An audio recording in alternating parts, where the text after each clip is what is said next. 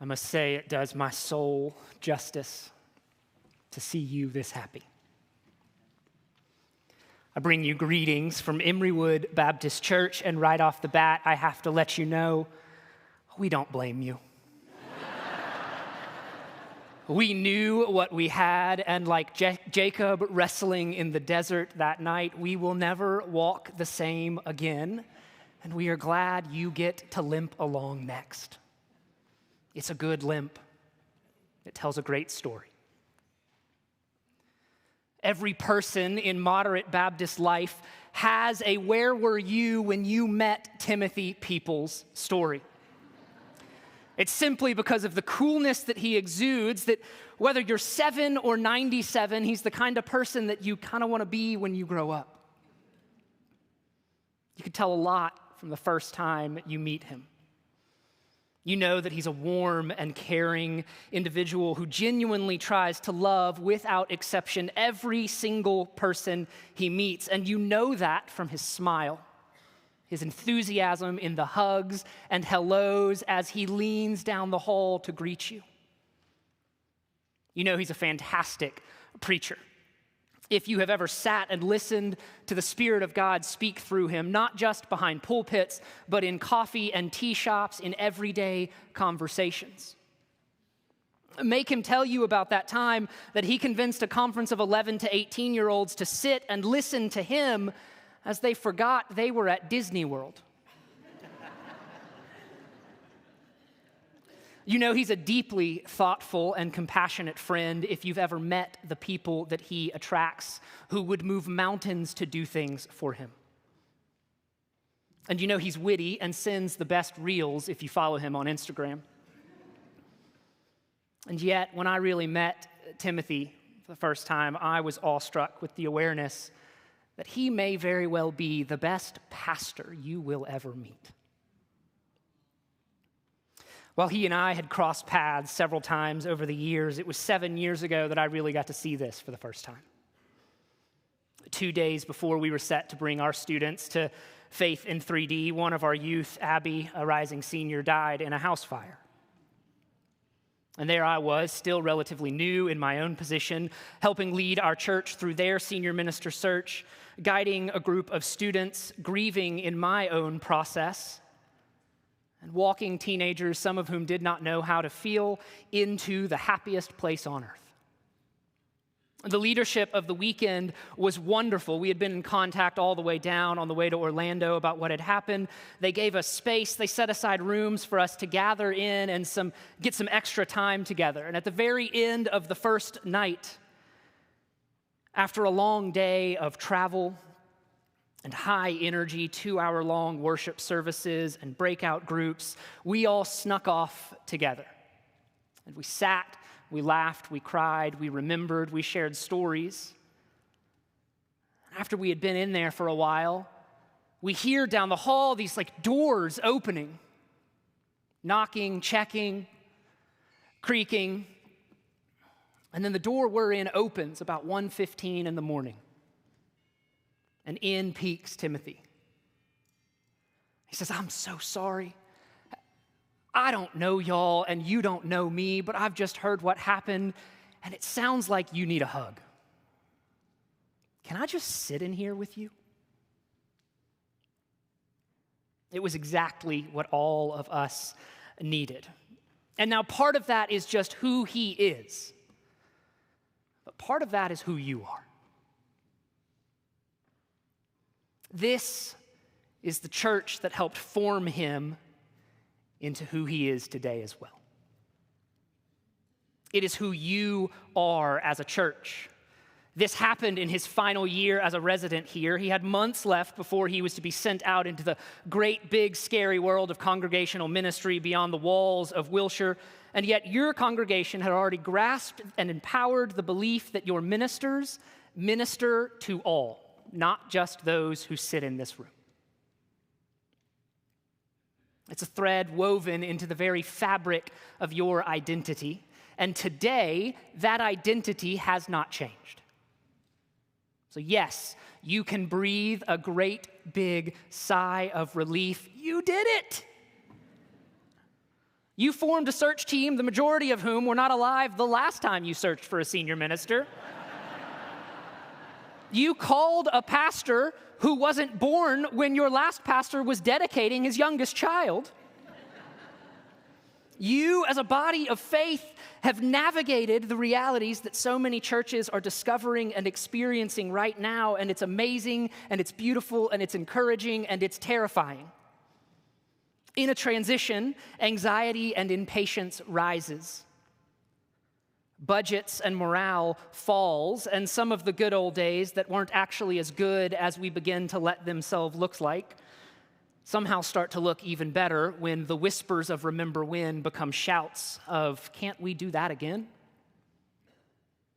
But you didn't stay put. You didn't look back. You moved forward. So celebrate. But do not let yourselves for 1 second believe that your work as Wilshire is different today. This is the moment when your journey continues. The page turns into a new chapter where you don't forget the story that you have been learning to tell, not just for the past 35 years, but since those beginnings in the 1950s. You do not become a new church now that you have a new pastor, but there will be newness.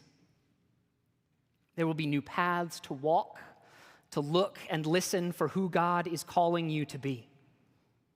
You are no longer fully who you were, but you are not yet who God intends you to become. So take off your seatbelts and roll up your sleeves and continue to ask yourself the question of who is it that God dreams we can be? Continue to be you. Wilshire, as you step into this next chapter, do not kid yourselves and allow you to be tempted into comfort. You are a hospitable and welcoming church. You are a church that values all of the voices at the table.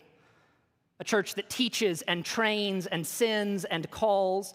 You have been a leading congregation in the sending and supporting of missional personnel all over the globe, even as you engage in deep and meaningful work here locally. So keep being the church you've been dreaming of for the last 72 years.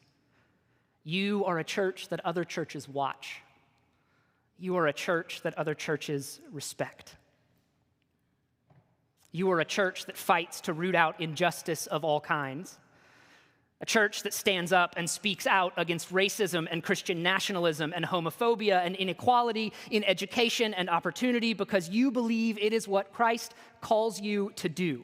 So continue to do that. But recognize now that as you grow new branches to the roots of your identity, it is your responsibility to invite Timothy in on that work. Don't rush it. Be patient, so as not to overwhelm him, because I'll let you in on a little secret. Timothy's greatest strength and his greatest weakness are the same thing. He lacks the ability to say no. And churches rarely ask ministers to pace themselves. So run into that kingdom work when you can, but walk when you need to and rest when you must. Continue to ask, how does our senior pastor equip us to be the body of Christ, and how do we empower him to do the same? Because that is what you've done when you've called a new senior pastor. You've invited him into doing ministry with you, not for you. And you have yet to see what it is like when you let him be with you. You have to call him continuously.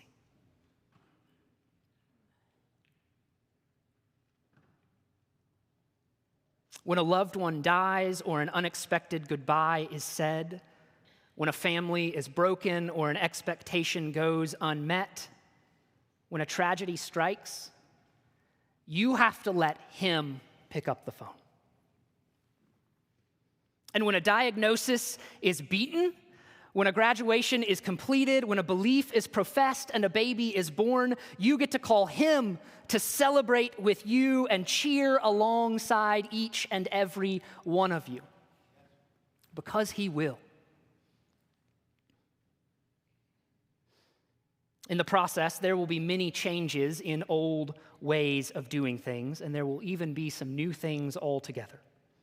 Some of those you will love, some you will hate, some you won't really care about, but honestly, you've probably needed to do them for a while, so remember, it's not Timothy's fault. Give him the same grace and the same slack that you want when you show up weeping in his chairs. But most of all, continue to trust in the God who was working in the world long before this body was formed. The God who speaks through burning bushes and desperate weeping, the God who speaks through blaring trumpets and wind-falling whispers, has been speaking through you as a church long before today and will continue long after. She did not stop speaking in 1955 or 1958 or 1988 or 2022 because he has been speaking in and through each and every one of you every day. So trust that still small voice that has led you here and continue to speak the truths of love and grace and welcome to all of the places of power that they threaten.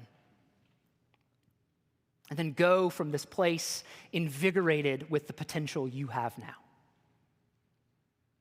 And finally, the Enneagram 8 and youth minister in me would never let me forgive myself if I didn't say those things that you should let go unsaid. Love him deeply. Love him deeply for all of who he is, but more importantly, for all of who he is not. Don't ever ask or expect him to be anything else.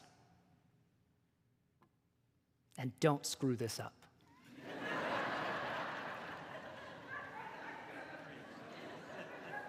Because if you do, there are congregations and individuals all over North Carolina and Connecticut and Michigan and the world who will show up here with every intention of messing with Texas.